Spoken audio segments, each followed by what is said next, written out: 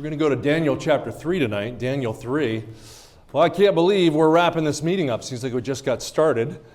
And my wife got in at about 1:45 this afternoon. We went shopping for multiple days of food for national parks. And then my daughter Brianna and son-in-law Andrew landed just a little while ago. So they're on their way here.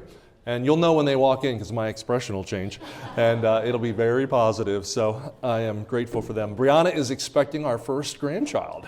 And so that's going to be exciting. And then Andrew, our son-in-law, has never been out here before. Well, I can't remember if he's been to California. He has not been to Yosemite. I know that. Not been to Sequoia. So we're going to do that, Lord willing. So anyway, they'll be in here in a minute. Thank you for all of you who've done nice things for us this week. Some of you have fed us. All the guys that came to the barbecue the other day. Just the kind words. I wrote in my journal the other day that I always love coming to Faith Baptist Fresno. It's just, I don't know, we've been coming for 24 years, but you've always treated us like family. There are a lot of good traditions around here. You know, I've had traditions that range from Dutch Brothers to Pastor's house for football on Sunday night. We always do that. And then out to lunch with Joel. And, you know, Pastor Joel has been doing that since he was a youth pastor, taking me out. Getting together as family. We didn't get to do our pickleball thing this time. Last time we did pickleball, and I was thinking, I don't know how we're going to fit that in. So we didn't, with all the remodeling going on. I love what you're doing around here. I said the other day, if you had dropped me in your old nursery building, now that it's been renovated, and said, where are you? I would have told you, I have no idea. So that turned out great. I can't wait to see what the back looks like when you get that done. So I'll come back, Lord willing, and see it again. But thank you for all your kindness. All right, we are in... And I did turn this on, I think, brother. So I think we're good. Okay, we are in Daniel chapter 3 tonight. Daniel chapter 3. I'm going to kind of hit the highlights of the whole chapter, but we're going to have to take a crash course on it. Let me just give you a little background here. It was written around 535 BC. 535. Interesting. And the events of it cover from 605 to 535. The only reason I threw out those numbers, if you do the math, that's a period of 70 years. What was the significance of 70 in connection with Babylon? Do you remember? What happened for Israel during those 70 years? 70 years of captivity. Can you imagine being in your home country and being assailed by another country? They come in and they literally force everybody to go into captivity. And Daniel and his buddies, who may have been cousins, but they were very close friends, they find themselves on a forced march. It is a 500-mile march from Judah to Babylon. And really interesting, I went back and I was looking at the map where they went, and it dawned on me, it's almost the exact reverse of when Abraham left Ur of the Chaldees to go into the Promised Land. It's like Satan was throwing in reverse exactly what God had accomplished. He's trying to undo all that God had accomplished. If you look at it on a map sometime, really fascinating. I love the way John Phillips, the Bible commentator, outlines the book, and this is not original with me, but Phillips breaks it down into two areas. He says chapters 1 through 6 are Daniel and his personal friends, and then chapters 7 to 12 are Daniel and his people's future. That's where you really get into the prophetic stuff. So Daniel and his personal friends, it focuses on Daniel, the 3 Hebrew children, in the first 6 chapters. Now there's some prophecy in there. We're going to look at it, Nebuchadnezzar's image and such. But that has to do with the world empire. Later on, when he gets into Daniel and his people's future, he goes into how prophecy specifically connects to Israel. You know what prophecy is, by the way? It's pre-recorded history. God telling what's going to happen in history before it actually happens. And that's part of how we know the Bible is the Word of God. So let me read from Daniel 3 tonight, and I'll do from verses 8 to 18 to lay the groundwork. All right, so would you open up there with me? Daniel 3. It is a message I call tonight, We Will Not Bow. We Will Not Bow. Nice slides. I like that. Hadn't seen that yet. All right, verse 8. Wherefore at that time certain Chaldeans came near and accused the Jews. They spake and said to the king, Nebuchadnezzar, O king, live forever. Thou, O king, hast made a decree that every man that shall hear the sound of the cornet, flute, harp, sackbut, psaltery, and dulcimer, and all kinds of music, shall fall down and worship the golden image. And whoso falleth not down and worshipeth, that he should be cast into the midst of a burning, fiery furnace. There are certain Jews whom thou hast set over the affairs of the province of Babylon, Shadrach, Meshach, and Abednego.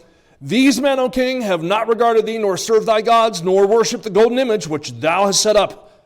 Then Nebuchadnezzar, in his rage and fury, commanded to bring Shadrach, Meshach, and Abednego. Then they brought these men before the king. Nebuchadnezzar spake and said unto them, Is it true, O Shadrach, Meshach, and Abednego? Do not ye serve my gods, nor worship the golden image which I have set up? Now, if you be ready, at what time ye hear the sound of the cornet, flute, harp, sackbut, psaltery, and dulcimer, and all kinds of music, you fall down and worship the image which I have made? Well, but if you worship not, ye shall be cast the same hour into the midst of a burning fiery furnace. And who is that God that shall deliver you out of my hands? Shadrach, Meshach, and Abednego answered and said to the king, O Nebuchadnezzar, we are not careful to answer thee in this matter. If it be so, our God whom we serve is able to deliver us from the burning fiery furnace, and he will deliver us out of thine hand, O king. But if not, be it known to thee, O king, we will not serve thy gods, nor worship the golden image which thou hast set up. Ooh, I want to tell you something. That took some courage. We will not bow. In fact, let me break it down with you this way tonight, and there'll be multiple points, so we got slides to make it easy. We're going to start with this. There was an aspiration to unify. When you aspire to do something, you've got a goal. And we're going to get to verses 1 to 7. Let me give you a little background here. Nebuchadnezzar was the throne name of 4 different monarchs in Israel. So it wasn't his given name. Like my given name is Richard, you have a given name. Nebuchadnezzar was a title, okay? But interesting, there were 4 that went by that name, and Nabu-Shadaran, it means Nebo, protect my frontier. Nebo was a Babylonian god. So it was a title, but only Nebuchadnezzar II, is mentioned in the Bible. He was the most prominent of them. In fact, in the newly ascendant Neo-Babylonian Empire, he was the most important of those kings. He ruled for 43 years. In fact, he came to power. You might remember this. If you're a history buff, you might remember hearing about the Battle of Carchemish. And it was a pivotal battle in ancient history. The Battle of Carchemish is where Babylon joined forces with the Medes, the Scythians, and Parthians. They went out against Egypt and the former Assyrian Empire. And Nebuchadnezzar was the one fighting that day. His father, Nabopolassar, was king at Babylon at the time, but he was back dying in Babylon. So Nebuchadnezzar took the helm. He was commanding the troops. And they say the battle was so overwhelming, so crushing in its defeat of Egypt and of the Assyrians. Not a single man of their enemies escaped. Pharaoh Necho was the pharaoh at the time. And nobody survived. Nobody lived. And except the Babylonians. And that's how they ascended to power at that time. I say that not just to be, historically pertinent. I say that because can you imagine these 3 young men standing before the king, who's known for his power and his feisty temper, and he says, is it true what I've heard? You're not going to bow to me? Who do you think you are? Who is that God that'll deliver you? And isn't it amazing? They're not sitting in the corner going, we're sorry, sir. We don't mean to be disrespectful. They said, we are not careful to answer thee, O Nebuchadnezzar. Whew. Now, there's some story behind this. Let's go to verses 1 to 7. All right, back up here. So, there's an aspiration to unify. Verse 1.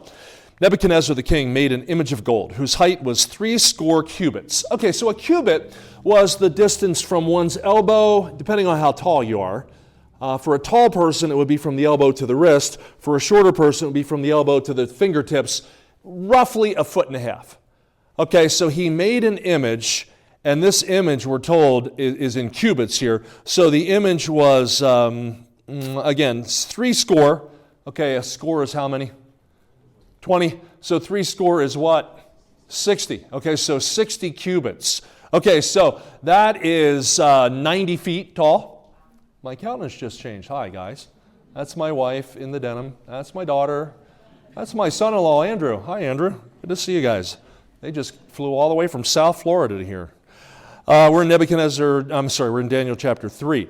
So he made this image. Interesting. Where did he get this idea? He'd had a dream in chapter 2. You might remember he had a dream that there were going to be 4 world empires. Remember, he had a dream of this giant image, and the head was of gold, and then the chest was of silver, and then the belly and thighs were brass, and then the legs were brass mingled with clay. And remember, it depicted 4 world empires that were going to come, and then came the stone cut out without hands, and it smashed the feet and destroyed the image. And Daniel said, this is telling what's going to happen in the future, and you, Nebuchadnezzar, are the head of gold. Well, in his pride and his arrogance, he makes an image, but it's interesting. What material does he make it out of? All gold. I can see him now. It's just the best. It's the very best. And he's going to, you know what Nebuchadnezzar was? He was a narcissistic real estate guy. You can't imagine God ever using a narcissistic real estate guy, can you? He has, and he does again. It's amazing. Sometimes we think, how could God use people like this? God called him my servant. And you talk about a man with an ego. Nebuchadnezzar had an ego that, I'll tell you, he could have drowned in it. But God is going to humble the man, and he's going to use him despite himself. So he's got these guys, and these 3 Hebrew children are part of his, I guess you can call them his inner circle. Go to verse 2. Nebuchadnezzar the king sent to gather together the princes, the governors, the captains, the judges, the treasurers, the counselors, the sheriffs, all the rulers of the province to come to the dedication of the image which Nebuchadnezzar the king had set up. Then the princes, the governors, captains, judges, treasurers, counselors, sheriffs, all the rulers of the province were gathered together under the dedication of the image that Nebuchadnezzar the king had set up. They stood before the image that Nebuchadnezzar had set up. Then a herald cried, saying, "To you it is commanded, O people, nations, and languages, that at what time you hear the sound of the cornet, flute, harp, sackbut, psaltery, dulcimer, and all kinds of music, you fall down and worship the golden image that Nebuchadnezzar the king has set up. Whoso falleth not down and worshipeth, shall the same hour be cast into the midst of a burning fiery furnace." Therefore at that time, when all the people heard the sound of the cornet, flute, harp, sackbut, psaltery, all kinds of music, all the people of the nations, the languages, fell down and worshiped the golden image that Nebuchadnezzar the king had set up. Okay, so what is going on here? Nebuchadnezzar had been going around the world conquering people, and so now you talk about a disparate group. You talk about nations from all kinds of backgrounds. They worship all kinds of gods. And so he's got this idea, I've got to unify them. And how do you create hegemony?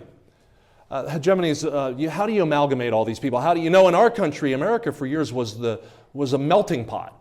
You would come here and you would assimilate American culture.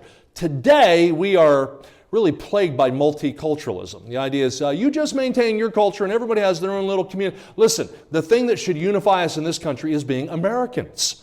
Okay, so the whole idea of a melting pot was a great concept. Well, Nebuchadnezzar says, we're going to do this, but it was going to be done by collective affirmation. And he resorts to what is called state-imposed religion.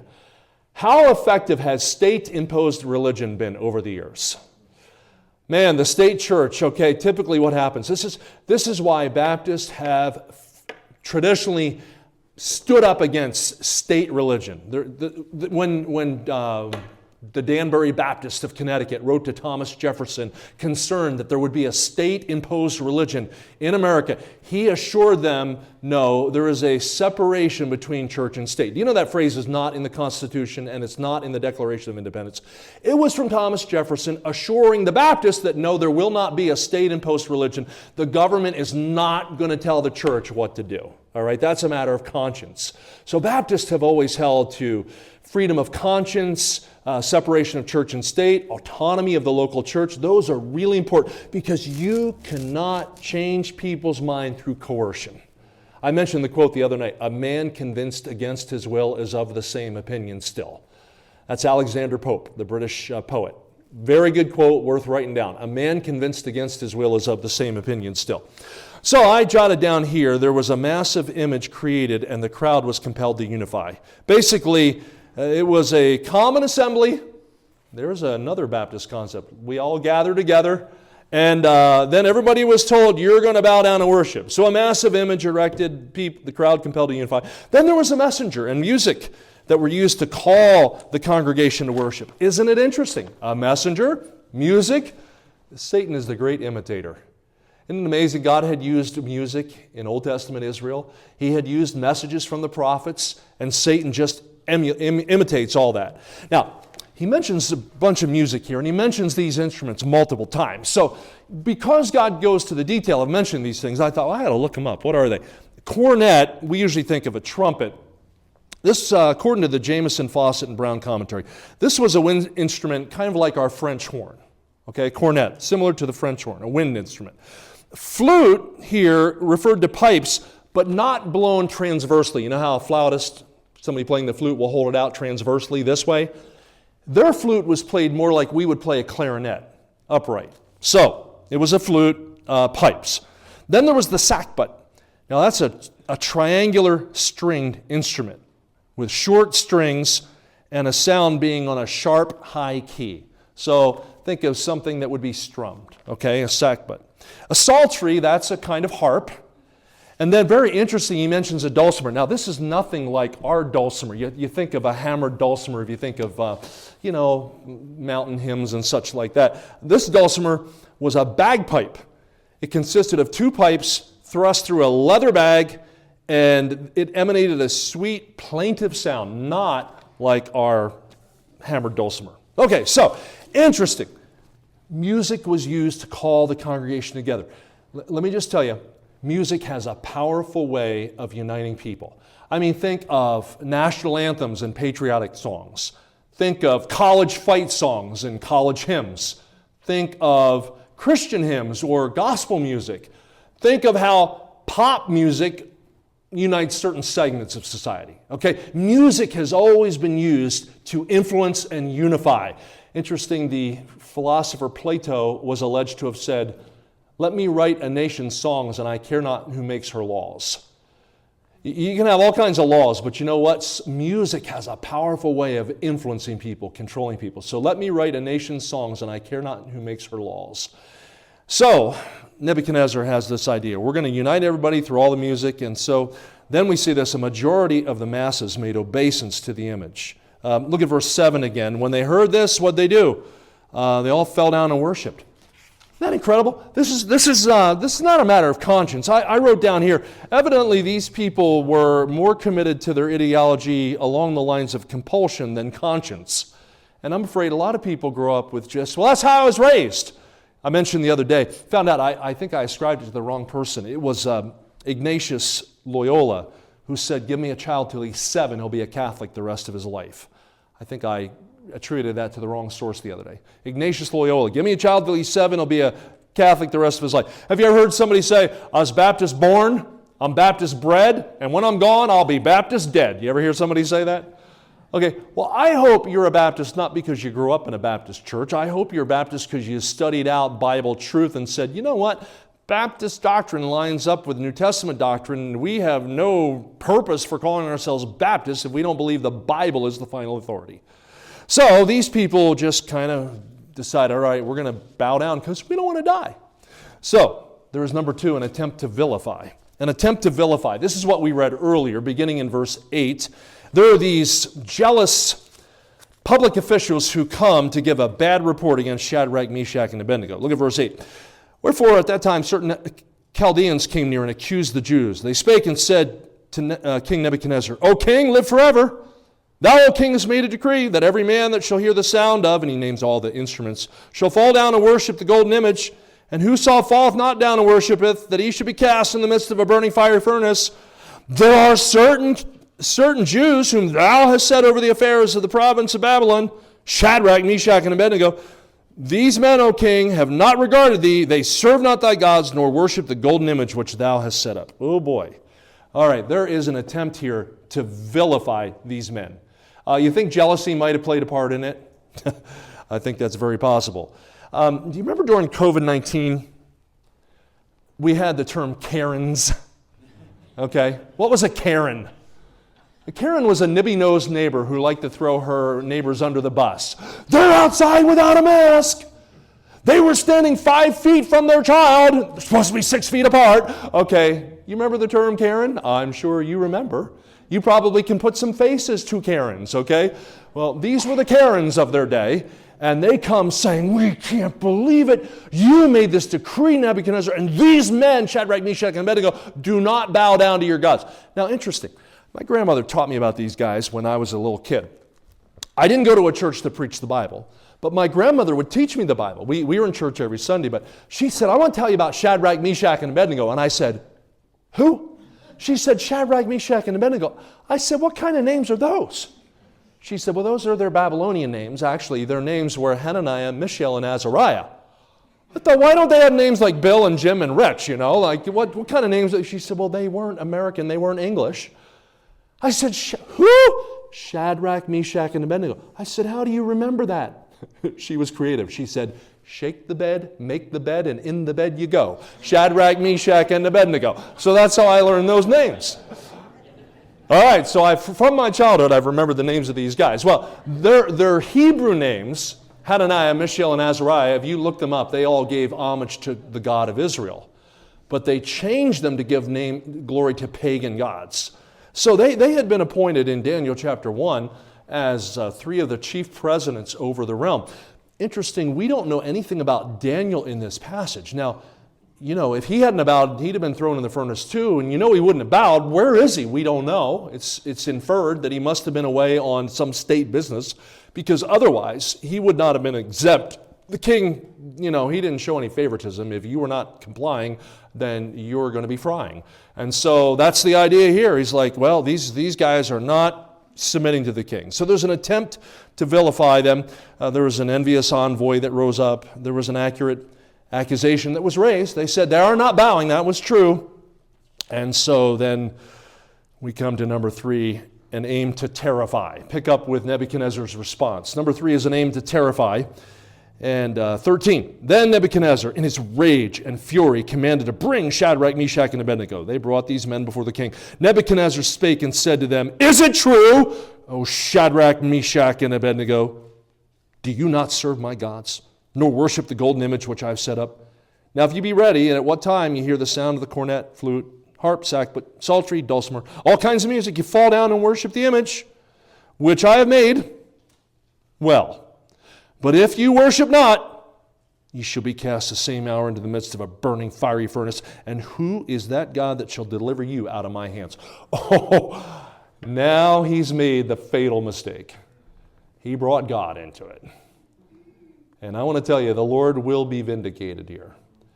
There's an aim here to terrify. Let me just tell you, we're living in a culture where we have come through several years of just an aim to intimidate Christians, conservatives, those who stand for righteousness, try to cow you, try to cajole you to just hush, you know, and you'll be canceled on social media, you'll face the wrath of the woke, etc.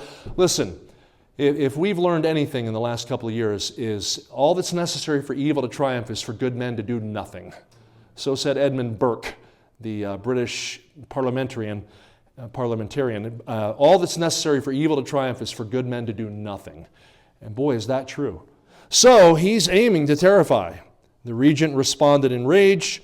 The requirement was reiterated, and the request was riddled with irreverence. Who is that God that shall deliver? Well, that brings us to number 4. There's an ambition to clarify. Look at verses 16 to 18. So Shadrach, Meshach, and Abednego speak up. They answered and said to the king, O Nebuchadnezzar, we are not careful to answer thee in this matter. Whoa! Okay, this is not exactly diplomacy. O king, we are not careful to answer thee in this matter. If it be so, you threaten to throw us in the fiery furnace. Our God, whom we serve, is able to deliver us. Now, did they say he will deliver us? They said he's able from the burning fiery furnace, and he will deliver us out of thine hand, O king. So if he wants to, he will. But, verse 18, if not, be it known to thee, O king, we will not serve thy gods, nor worship the golden image which thou hast set up. Woo! Their resolve was rigid. Their resignation was relentless. They said, we are not going to capitulate. I wrote down 2 scriptures that you might want to put in your notes. Proverbs 11:3 and 11:5. Proverbs 11:3 says, the integrity of the upright shall guide them. 11:5 says, the righteousness of the perfect will direct his way. You know, you've probably heard preachers say this before, but there's some things you don't need to pray about.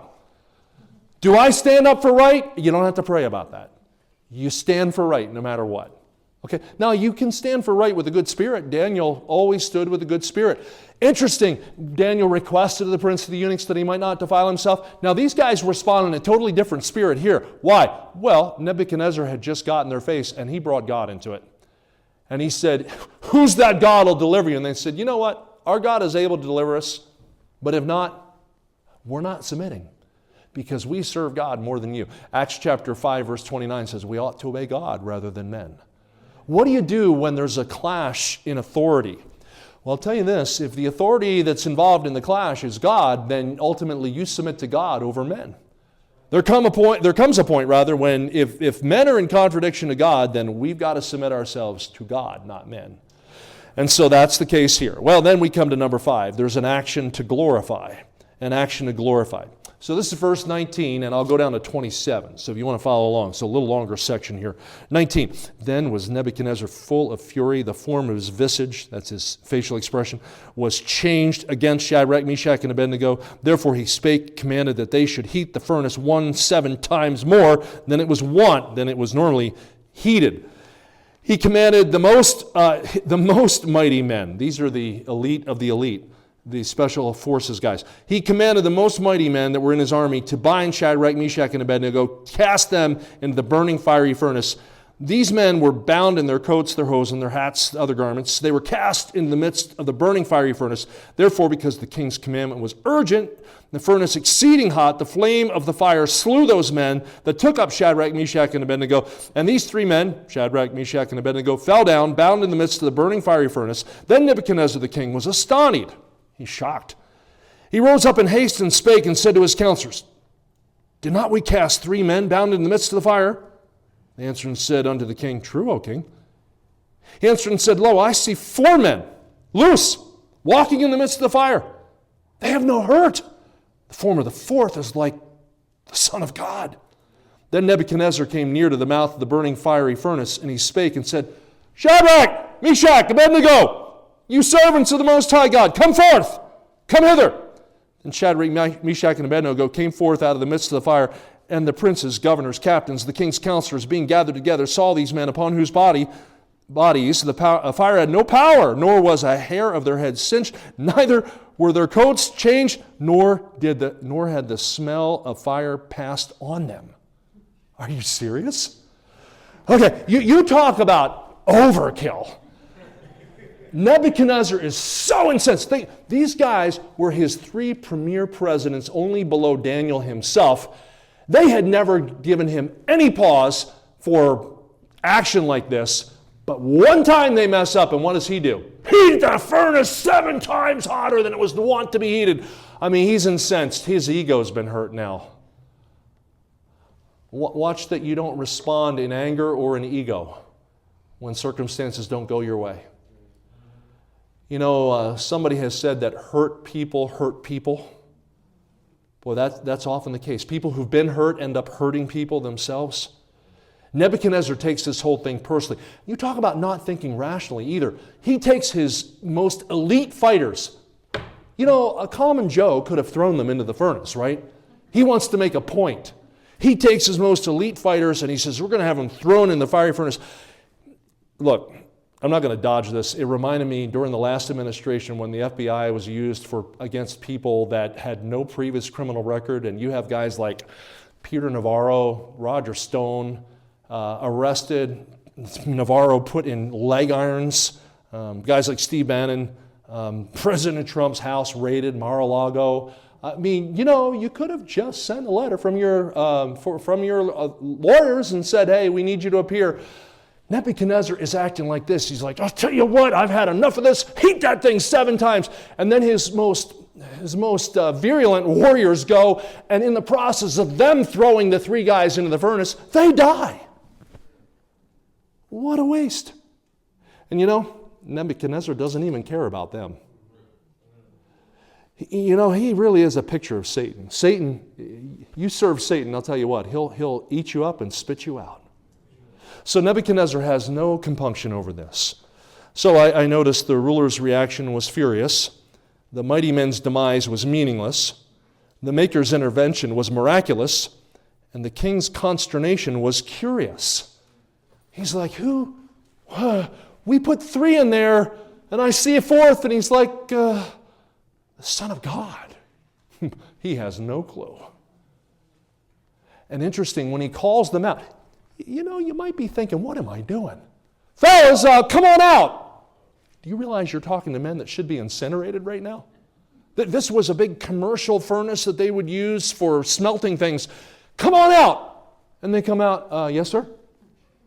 There is not one piece of thread that's been singed, not a hair on their head has been harmed. They don't even smell a smoke. Who but God could do that? By the way, what if they had died in the furnace? They would have glorified God either way, whether by life or by death.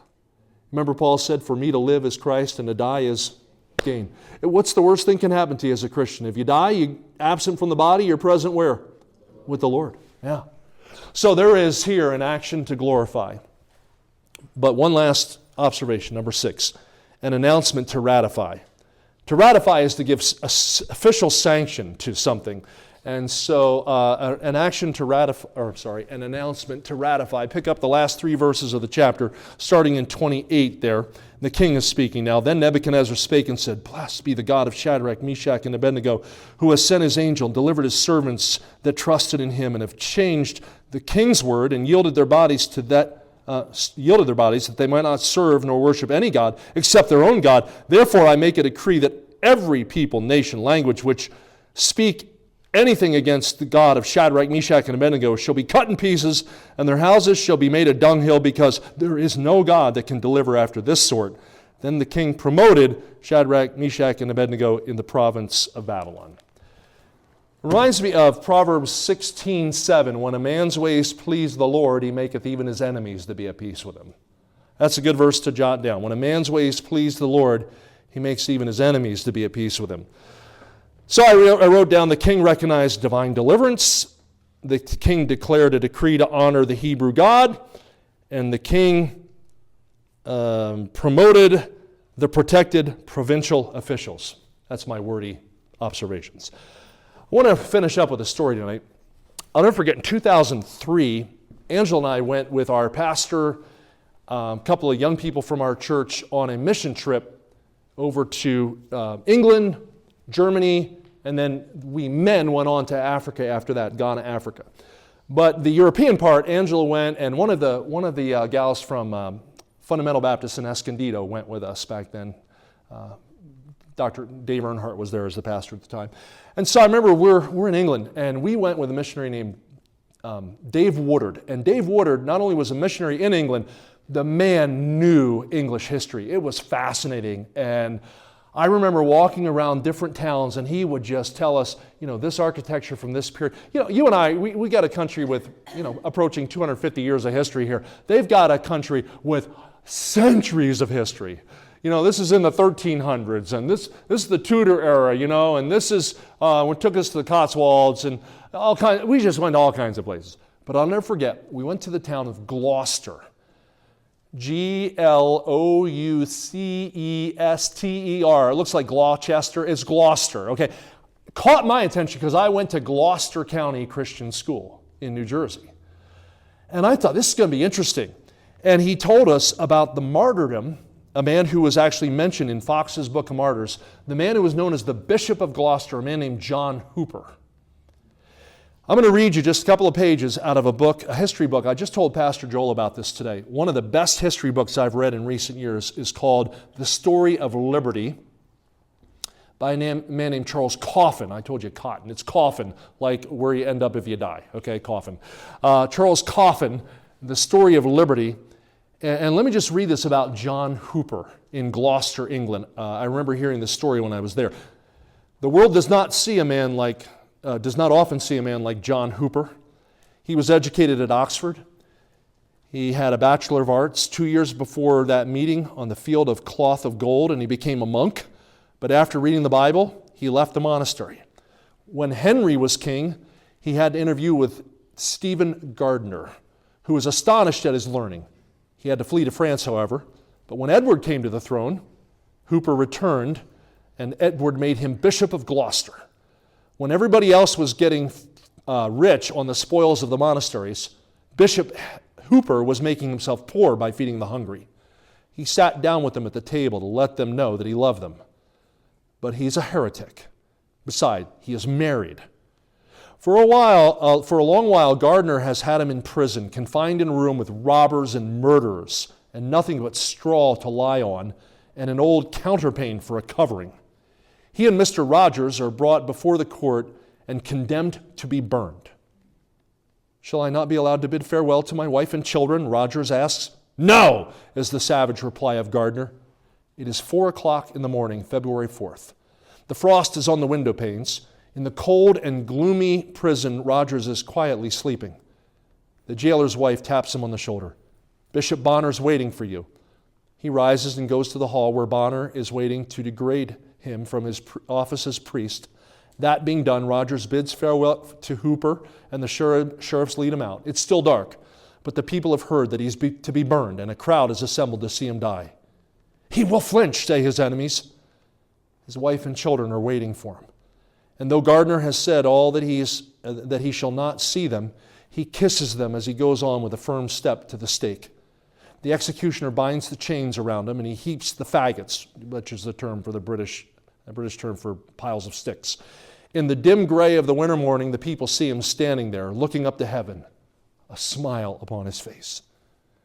You can have the Queen's pardon if you will recant, says Sir Robert Rochester, who has come to report his behavior to Gardner. But he has nothing to recant. The fire curls around him. He bathes his hand in the flames as if it were cold water. They who look to see him beg for mercy hear nothing but prayer and praise, while those he expected would stand firm rend the air with their shouts of joy. Out of those applauding cries shall come liberty to the human race. Go on, Gardner, Bonner, Tunstall, with your court of heresy. Send men and women to the stake for the brief period of your power. But every fire you thus kindle shall be a beacon of light to the human race in its march to freedom. Hooper is an obstinate, false, detestable heretic. Let him be burned in the city which he has infected with his pernicious doctrines, is the order for the burning of the aged bishop. Now this is John Hooper. He was appointed by King Edward as the Bishop of Gloucester. Gardner has made a mistake. If he wants to put a stop to heresy, he better not send Bishop Hooper to the city where everybody loves him, as children to a father, where he has fed the hungry and clothed the poor. Surrounded by guards, he rides out of London on horseback. He is old and feebled and wasted almost to a skeleton with his long imprisonment and with his sleeping on a bed of straw. He eats a dinner at a tavern where a woman rails at heretics, but he's so tender, so childlike and forgiving. She too becomes a child before him. With tears, she begs his forgiveness and does what she can for him. Love is more potent than fire to subdue the human heart. That's well said. A great crowd awaits his coming. For a mile outside of Gloucester gates, the road is filled with people. It's evening, and the sheriff will give him one more night on earth. The people go to their homes, wondering if their good bishop will stand firm at the final hour. Sir Anthony Kingston, who has often heard the bishop preach, is sent to Gardner to see him burned. In the morning, Sir Anthony enters the prison. Do you know me? Sir Anthony asked. Oh, yes, Sir Anthony. You have, yes, Sir Anthony, I know you.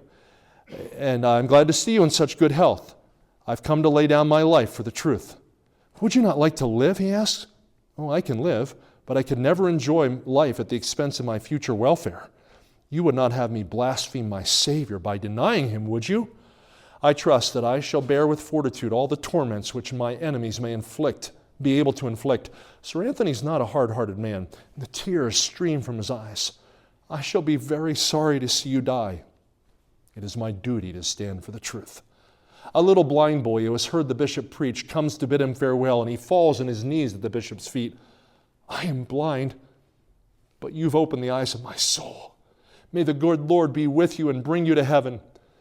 The good old man lays his withered hand upon the head of the boy and blesses him. A bigoted man comes in to revile him. You're a wicked heretic! The man who has fed the hungry and clothed the naked makes no reply. The bishop, who sat under the bishop's preaching, comes with the sheriff to conduct him to the stake. Gladly would the mayor give him his liberty, but then he quite likely would be roasted alive if he were to do such a humane act.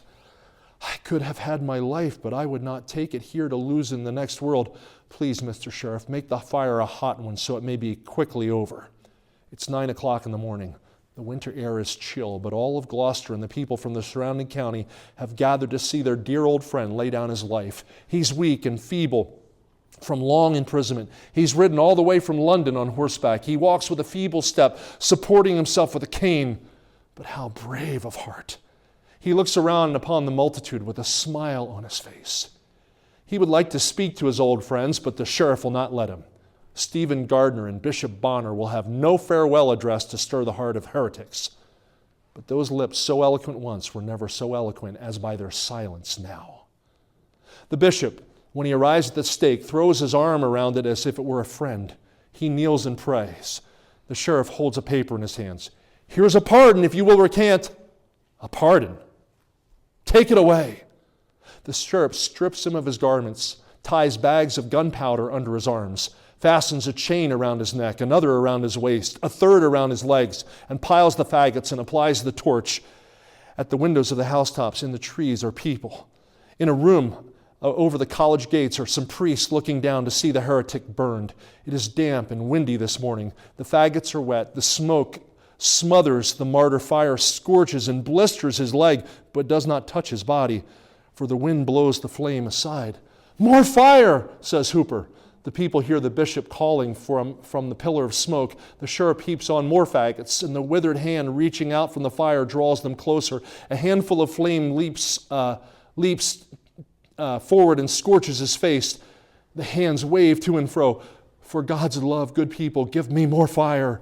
The minutes go by. His legs are burned to a cinder. More fire, he cries. Once more the faggots are piled. The flames leap up. The powder explodes. Lord Jesus, receive my spirit. Those nearest hear the words that last fall upon their ears, yet his lips are still moving. 3/4 of an hour have passed. His hands are beating on his breast. And then it is over. He who spread the table for the poor, whose every act was for the good of man, whose life was pure and holy, who was the impersonation of goodwill to men, is nothing but a cinder now. He will preach no more heresy. So perhaps Stephen Gardner and Mary and the priest, with hate in their hearts, may think. But when the sun goes down that night, there are more heretics in Gloucester than there were that morning. You know, I had heard the anesthetized story of that when I was in Gloucester. But as I read those words, I thought that is one of many examples of so-called heretics, those who held to God's truth, who literally paid for the truth with their lives. Proverbs 23:23 tells us, buy the truth and sell it not. Folks, listen. We're living in a day when ideology is put forth with force and not with reason. And you know, you cannot change people's minds by force. You can only change people's minds with grace and truth. We've got to be tenacious with the truth, and we've got to be filled with grace. May God give us the spirit that says, just like those 3 Hebrew children, we will not bow. But may our silence in the face of coercion be deafening. Kill them with kindness. Overcome them with love. The greatest of these is love. Let's bow our heads together in prayer. You listen really well. Thank you tonight.